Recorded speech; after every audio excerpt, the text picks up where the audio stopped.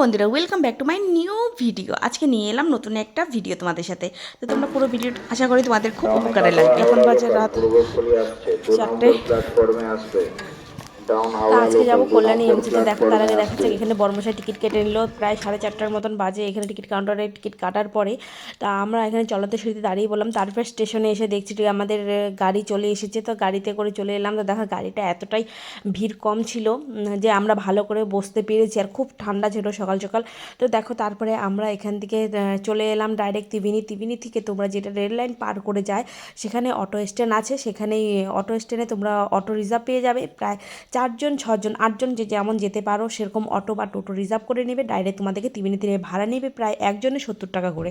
তো এখান থেকে আমরা ডাইরেক্ট ত্রিবেণী চলে এলাম। আসার পরে দেখতেই পাচ্ছ এখানে কতটা লম্বা লাইন হয়েছে। সবাই আগের থেকে এসে দাঁড়িয়ে পড়েছে।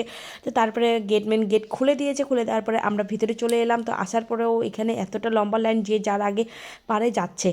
তো দেখো আমরা এখানে ভিতরে চলে এলাম। আসার পরে এখানে লাইনে দাঁড়িয়ে পড়েছি। একদম যারা নতুন তারা হচ্ছে 4 নম্বর 5 নম্বর লাইনে দাঁড়াবে। সেই টোকন ওখান থেকে একটা টোকন দেবে। টোকন দেওয়ার পর সেই টোকন নিয়ে দাঁড়াতে হবে 6 নম্বর কাউন্টারে। 6 নম্বর কাউন্টারে দাঁড়িয়ে ওখানে আধার কার্ডের সাথে টোকনটাকে লিঙ্ক করবে। করার পর তারপরে তোমরা এখানে গেটম্যানকে দিয়ে দেবে। সিকিউরিটি গার্ডকে দেওয়ার পরে ওখানে তোমাদেরকে যারা পেশেন্টের সাথে 50 জন করে বসাবে। বসানোর পরে এখানে তোমরা এখানে ভিতরে চলে আসবে।